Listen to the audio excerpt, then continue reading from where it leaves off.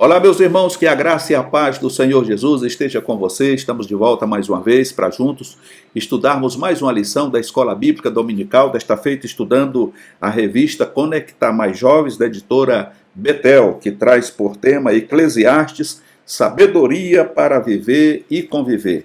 E a lição de hoje é a lição de número 13, que tem por título O Objetivo da Vida no Conceito Bíblico. O texto de referência está registrado em Eclesiastes, capítulo 12, do verso 10 a 14.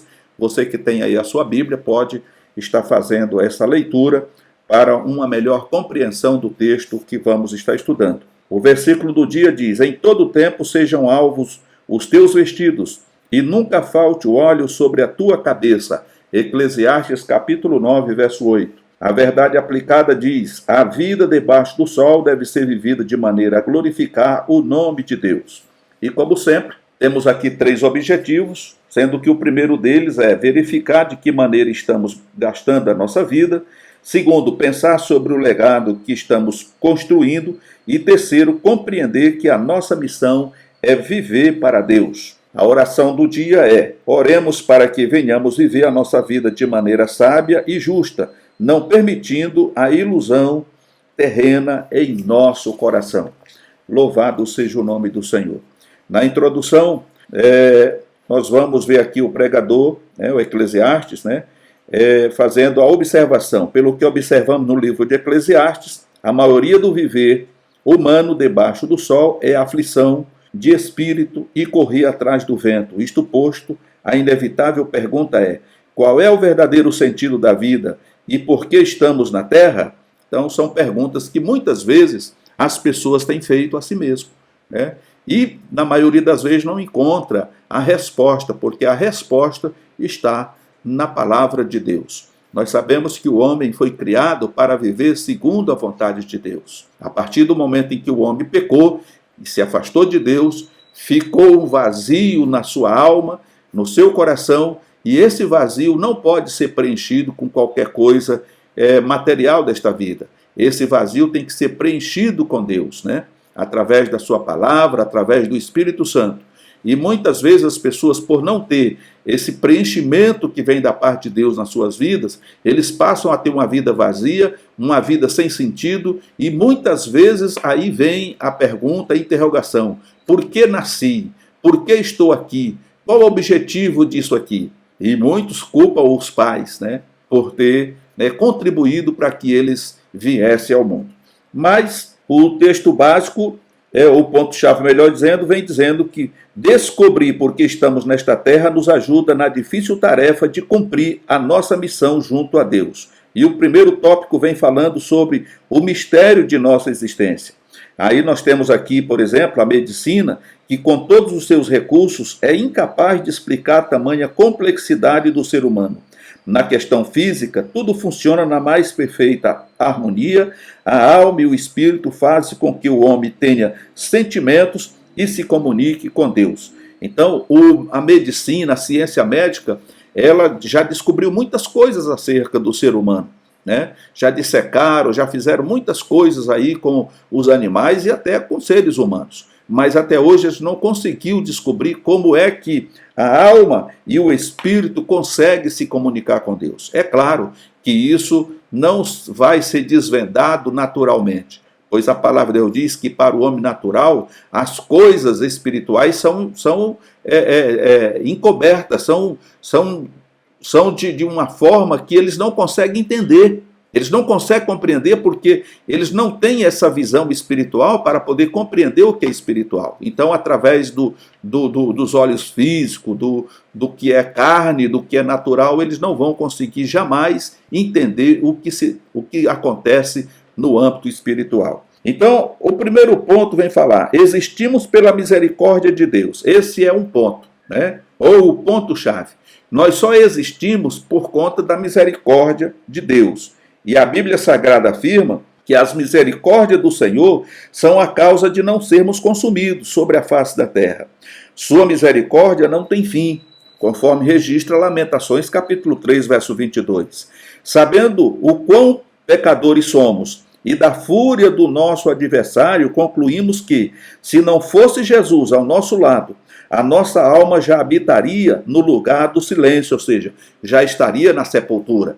O diabo já teria destruído a nossa vida há muito tempo. Em Atos dos Apóstolos, Lucas deixa registrado que nele vivemos, nos movemos e existimos, pois somos sua geração, conforme Atos 17, 28. E aqui nós vamos complementar. Quando Atos dos Apóstolos registra, por intermédio de Lucas, né, e deixa registrado que nele quem? Nele Jesus, né? E em Jesus nós vivemos, nos movemos e existimos, pois somos sua geração. Atos capítulo 17, verso 28. Uma das provas incontestes das misericórdias do Senhor é a nação de Israel, que apesar de sua infidelidade e rebeldia, Deus tratou, mas não a destruiu de sobre a face da terra.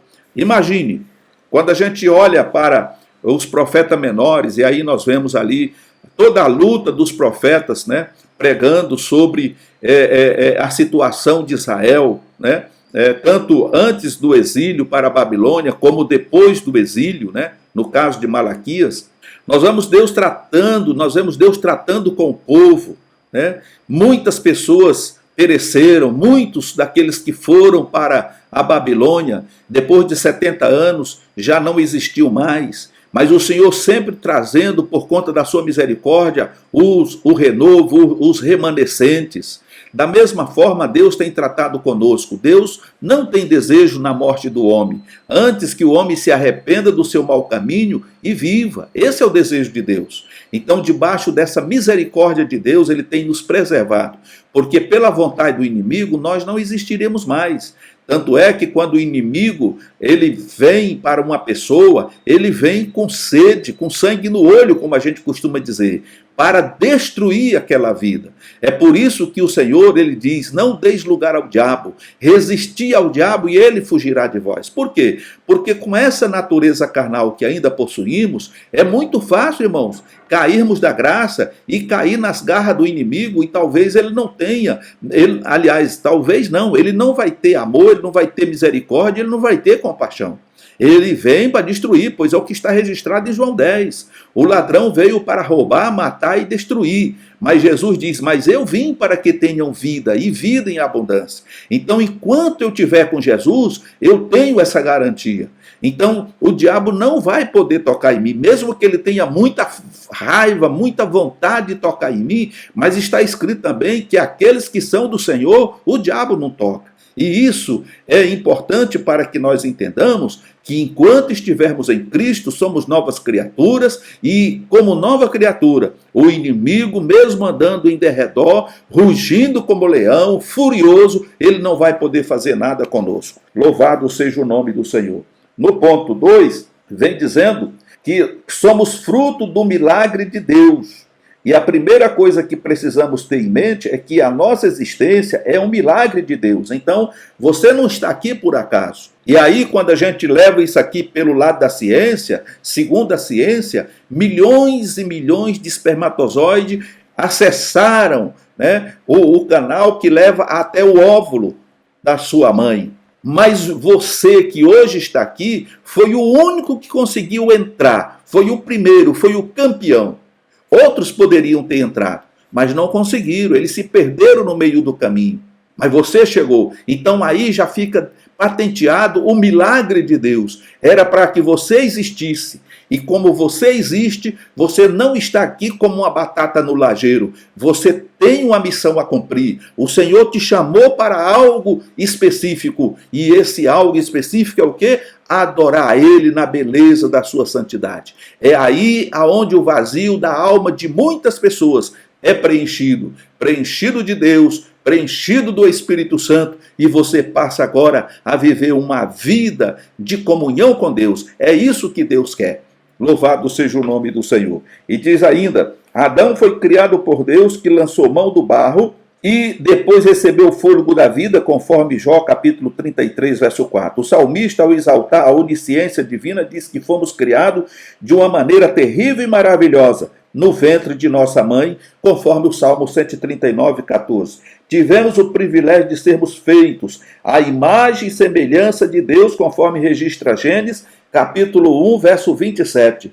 Somos a obra-prima da criação de Deus. Por isso devemos ser gratos a Deus e louvá-lo por ter nascido e por receber o fôlego de vida.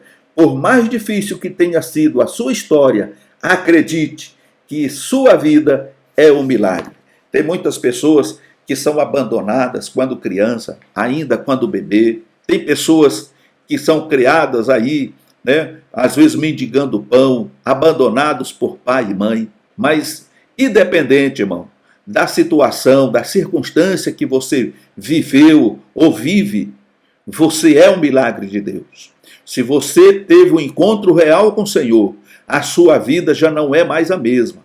Você pode até estar passando por momentos de grande dificuldade, momentos de apertos, né, de escassez, mas uma coisa é certa, você é filho de Deus, você carrega em você a imagem e a semelhança de Deus, e você tem o seu nome escrito no livro da vida, e em breve você vai estar com o Senhor na eternidade, aonde não haverá nada do que você sofre aqui. Aqui nós estamos de passagem, e nós estamos caminhando rumo a Canaã celestial. E aqui fomos criados por Deus, e tudo que há em nós deve glorificá-lo. Então, tudo que há em nós, tudo que fazemos, tudo que pensamos, tem que estar de acordo com a vontade de Deus. E através disso glorificaremos o seu nome e seremos a Deus gratos. No segundo tópico vem falar de uma vida com propósito. O pregador diz que Deus fez tudo formoso em seu tempo, conforme está registrado em Eclesiastes capítulo 3, verso 11. Sendo assim, o tempo em que nascemos e as coisas que conquistamos têm um propósito divino. A nossa vida não pode ser vivida de maneira ufanista, mas sim para glorificar o nome de Deus. Seja na riqueza ou seja na pobreza, tudo o que fizermos tem e deve glorificar o nome do Senhor. E aí ele usa uma expressão que se chama ufaná, ou ufanista. É aquela pessoa que usa o seu tempo, que usa os seus bens conquistados nesta vida para viver de uma maneira particular, de uma maneira individual, de uma maneira egoísta. Então nós não podemos ser assim. Tudo que nós adquirirmos nessa vida tem que ser para a glória de Deus. Temos que desfrutar da melhor maneira possível e ajudar as pessoas necessitadas. Durante todo esse trimestre, nós temos falado sobre isso. Não podemos ser egoístas ao ponto de achar que nós somos os mais importantes de todos os mortais. Não somos, irmãos, porque para a sepultura, para onde vamos, se Jesus não voltar antes, lá nós vamos feder tanto quanto aquele que vive na total pobreza, na total miséria. Lá não existe diferenciação. Morreremos da mesma forma, federemos do mesmo jeito, apodrecemos do mesmo jeito. Mas aqui em vida, o que conseguirmos, o que conquistarmos, deve ser para a honra e para a glória do Senhor Jesus, contribuindo para o desenvolvimento da obra de Deus, ajudando os necessitados e usufruindo, porque se nós juntarmos riqueza e guardarmos, quem vai desfrutar isso? Vai trazer problemas seríssimos diante daqueles que vão herdar essa herança, e você mesmo que trabalhou como louco não vai usufruir de nada. Aí tem uma passagem bíblica que diz que um homem que tinha seus celeiros e tinha já armazenado muitas coisas, teve uma grande produção, uma grande safra, e ele ficou agora numa dúvida: o que eu vou fazer para armazenar tudo que eu produzi? Ah, já sei, vou derrubar esses celeiros antigos, vou construir maiores, vou juntar toda a safra, vou guardar, vou armazenar, e depois vou dizer: agora, alma, tens guardado produtos, víveres para muitos anos, agora você está tranquilo.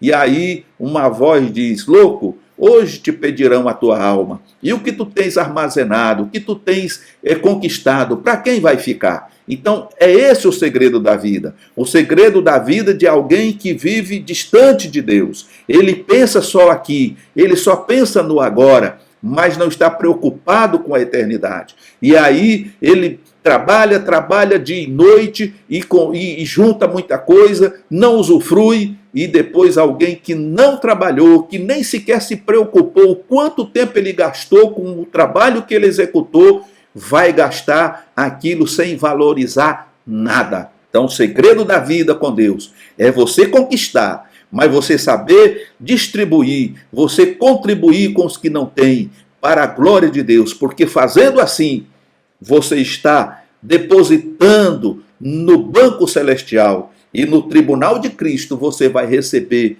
a recompensa, o galardão pelo que você fez aqui em vida. Louvado seja o nome do Senhor. A nossa vida tem um propósito maior. E qual seria? O escritor de Eclesiastes, ao ponderar sobre a existência humana, foi bastante claro que para tudo existe um tempo e um propósito para todas as coisas debaixo dos céus. Eclesiastes capítulo 3, verso 1. A vida não é obra do acaso. Estamos imersos neste contexto porque a nossa vida pertence a um propósito do plano superior, ou seja, plano do sobrenatural de Deus. Os grandes ícones da Bíblia Sagrada viveram em uma época cuja finalidade era fazer algum trabalho específico para Deus. Basta olhar para a vida de José, Moisés, Elias, os profetas maiores e menores, e principalmente Jesus, que veio com a missão sublime e de peso eterno, que venhamos buscar o propósito de Deus em nossa vida e marcar a nossa geração. Então, é simples. A nossa vida, ela tem um propósito. E o propósito que Deus nos delegou nesta vida é trabalhar para Ele, é cumprirmos a nossa missão. E a missão da igreja no todo é evangelizar. Foi para isso que o Senhor Jesus nos deixou. E ser-me-eis testemunha, tanto em Jerusalém, como na Judéia, em Samaria e até os confins da terra. E eis que estou convosco todos os dias. Todos os dias o Senhor prometeu estar conosco até a consumação dos séculos. Então, essa é a missão da igreja e de cada crente individualmente. Propagar o nome do Senhor Jesus. Porque este mundo está mergulhado nas trevas. Eles não sabem para onde estão indo. E nós sabemos que já somos iluminados pelo Senhor. Nós sabemos que eles estão indo, caminhando para uma grande destruição. Então é dever de cada crente, da igreja, anunciar o evangelho, falar de Jesus para essas pessoas, você pregar para as pessoas que estão do teu lado, o teu vizinho da direita, da esquerda, o vizinho que mora na rua de trás, o vizinho que mora na rua da frente, falar para Jesus lá no teu ambiente de trabalho, para os teus companheiros de trabalho, na faculdade, no colégio, em todos os lugares. Você precisa estar falando de Jesus, porque é esse o propósito que Deus nos deu para que nós venhamos cumprir a nossa missão. E essa missão tem um peso eterno. Aí nós podemos analisar a vida de cada um desses servos de Deus que foi mencionado aqui, principalmente Jesus, quando veio, deixou seu trono de glória e veio a essa terra para nos trazer uma salvação eterna através do sacrifício que ele pagou quando nos resgatou das garras do inimigo.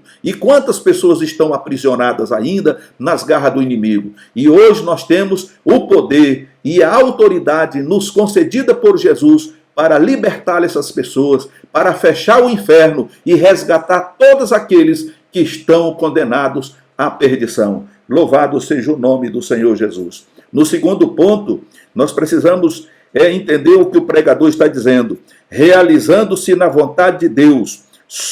Sabemos pela palavra de Deus que a sua vontade é boa, agradável e perfeita, conforme registra Paulo aos Romanos, capítulo 12, verso 2. Isto quer dizer que quando buscamos a vontade de Deus e nos deleitamos inteiramente no Senhor, viveremos uma vida de paz e de alegria debaixo do sol. Busquemos a cada dia mais a sintonia com o coração de Deus, pois somente assim descobriremos a sua vontade em nossa vida, independente das situações ou lugares de adversidade. Se estivermos no centro da vontade de Deus, usufruiremos do cuidado e dos milagres de Deus em nossa caminhada, que o nosso coração pulse em sincronia com o coração do Criador. Esse ponto também é importante, porque para fazermos a vontade de Deus, nós precisamos estar no centro da vontade de Deus. Não é possível, irmão, transigir com as coisas materiais desta vida e com o Senhor. Não podemos, praticar o profano e o santo ao mesmo tempo. Querer ser santo e nos profanar com as coisas do mundo. Então, para que possamos estar no centro da vontade de Deus, é necessário que nós estejamos em sincronia ou em sintonia com o Senhor, no centro da sua vontade. Portanto, a oração que devemos fazer ao Pai todo dia é: Senhor, me mantenha no centro da tua vontade, e que tudo que eu vier fazer nesse dia ou nesta noite seja para a glória do teu nome. Me orienta, me dê graça, me dê sabedoria, que o teu Santo Espírito esteja comigo e que me ajude, Senhor, a me desvencilhar daquilo que não te agrada, para que eu possa ser santo e estar pronto para estar fazendo o que te agrada e cumprindo o desejo do teu coração. Irmãos, esta oração eu não estou ensinando para você, mas você, como cristão, você sabe que nós só podemos estar no centro da vontade de Deus se realmente desejarmos isso. Então, nós vemos, por exemplo, na oração de Davi, lá no Salmo 51, que ele pediu duas coisas. Ele pediu a alegria da salvação e que o Senhor não afastasse dele o Espírito Santo. Então, da mesma forma, irmão, para que eu continue tendo a alegria da salvação, eu preciso pedir ao Senhor que me mantenha no centro da sua vontade, porque não sou eu que vou para o centro, mas é o Senhor que me coloca no centro da sua vontade quando eu estou em sintonia com Ele, sincronizado com a sua vontade. Os irmãos compreenderam? Louvado seja o nome do Senhor. E no terceiro tópico, para irmos à conclusão, diz aqui a síntese da vida em Eclesiastes. A conclusão que o pregador chega, depois de tantas lições, aliás, depois de tantas ilações, desvários e deduções, é que a vida se resume a temer a Deus e guardar os seus mandamentos, pois Deus há de trazer juízo a toda obra, inclusive as ocultas. Eclesiastes capítulo 12, versos de 13 a 14. E o ponto 1 diz: vivendo no temor do Senhor. O que é viver no temor do Senhor? Viver no temor do Senhor é reconhecer a soberania de Deus em todos os nossos caminhos e render-se incondicionalmente à sua vontade. O livro de Provérbios apresenta versículos que falam sobre o temor do Senhor e os seus benefícios para a nossa vida. Então, viver no temor do Senhor é conhecer o que o Senhor exige de nós, espera de nós. E quando nós entendemos, nós vamos fazer a sua vontade. Temer ao Senhor é respeitar a Deus. Isso fala de um temor filial. Nós não desrespeitamos os nossos pais, os nossos pais que nos geraram, os nossos pais físicos, carnais. Quantas vezes você pensou em contradizer aquilo que seu pai estava falando, mas por temor, por respeito, você se calou, obedeceu e cumpriu aquilo que o seu pai determinava. Da mesma forma é com Deus. Nós precisamos respeitar o nosso Pai e acatar o que Ele nos orienta, o que Ele nos pede. E quando fazemos isso, estamos no centro da sua vontade. E quando estamos no centro da sua vontade, somos amados por Ele. E as portas do céu se abrem, as bênçãos vêm sobre nós, porque Deus espera isso de nós. Ele espera de nós essa submissão. Louvado seja o nome do Senhor. No segundo ponto fala, gloriando-se sempre no Senhor. O cristão precisa entender que nenhuma de suas conquistas deve ser motivo para um viver ufanista, um viver egoísta. Tudo em nossa vida deve ser para a glória de Deus. Em Eclesiastes, capítulo 5, verso 19, vemos que os bens e as riquezas são dádivas. Sendo assim, toda honra e toda glória deve ser tributada somente a Ele, Deus. É um erro o ser humano achar que as conquistas são puramente humanas. Precisamos encher o nosso coração de gratidão e do louvor, pois assim afastaremos a possibilidade de uma vida orgulhosa. Um dos maiores apóstolos primitivos disse que se gloriaria na cruz de nosso Senhor Jesus Cristo, conforme registra Gálatas capítulo 6, verso 14. Até mesmo a pregação do Evangelho não deve ser motivo para nos ufanar, para nos engrandecer, para nos orgulhar e achar que somos o tal, que somos melhor do que os outros. Não, pois nos é imposta, e ai de nós, se não anunciarmos o Evangelho, 1 Coríntios capítulo 9, 16, que tudo em nossa vida seja para a magnificência de Deus. Então, quando nós obedecemos a Deus, quando nós somos levados para o centro da vontade de Deus, por obedecer a Deus, a sua palavra, e estarmos em sintonia com o coração de Deus, nós passamos a entender que tudo que nós conquistamos nessa vida, conquistamos porque Deus abriu a porta, porque Ele nos ajudou, porque Ele nos deu sabedoria, porque Ele nos deu graça, e assim nós vamos saber usufruir, desfrutar das bênçãos de Deus com sabedoria, sem nos orgulhar e achar que o nosso braço foi que fez conquistar tudo aquilo que temos. Mas nós sabemos que, como dependentes de Deus, tudo que temos é porque Deus nos dá. E até na pregação aqui fala. Tem gente que prega e se acha, sabe, o melhor, se considera aí um Apolo, né, com eloquência, e fala, não, eu sou melhor, hoje eu vou fazer um floreado, vou levar o povo ao delírio, vou levar o povo ao emocionalismo. Irmão, não faça isso. Tenha calma, vá devagar com o andor, porque o andor é de barro. Quem te usa é o Espírito Santo, quem te dá a palavra no abrir da tua boca é o Senhor, que transmite a palavra, que envia a palavra para cumprir aquilo, o seu propósito, aquilo que Deus já planejou. Você é um vaso, é um instrumento na mão de Deus. Deixa o Senhor te usar, faça como Paulo. Deixe o Senhor te usar, se gaste e se deixe gastar pelo Senhor, mas nunca queira aparecer. Que sempre Jesus apareça na tua vida e que o nome do Senhor seja glorificado e não teu. Louvado seja o nome do Senhor. E para concluirmos, buscamos tantas coisas na terra, mas não devemos nos esquecer do primordial. Fomos criados para sermos adoradores. Logo, tudo que há em nós deve refletir o nosso Criador. E assim concluímos esta aula, esta lição, dizendo aos irmãos que tudo que há em nós deve ser para adorar o Senhor, para glorificar o nome do Senhor. Eu não sou nada, por isso Paulo, eu já não vivo, Paulo disse isso, eu já não vivo, mas Cristo vive em mim, e a vida que vivo agora eu vivo para agradar ao Senhor. Eu não vivo mais para me agradar, para fazer a minha própria vontade, porque o velho Elias já morreu. Agora quem vive é o novo Elias, é uma nova criatura, é um novo ser, e eu vivo agora para agradar ao meu Deus. E tudo que tenho e tudo que faço, procuro fazer para a glória de Deus. E assim vamos vivendo um dia após o outro, sem se preocupar com amanhã. Aliás, a única preocupação que eu e você precisa ter é essa: viver o dia de hoje de forma que, se Jesus voltar amanhã, eu possa estar preparado. É isso que a gente tem que ter em mente. Vivamos o dia de hoje como se Cristo voltasse amanhã. Ok, meu querido? Deus te abençoe em Cristo, Deus abençoe a sua família, que Deus te ajude a crescer muito mais no conhecimento, no seu conhecimento, no conhecimento de Deus e da sua palavra.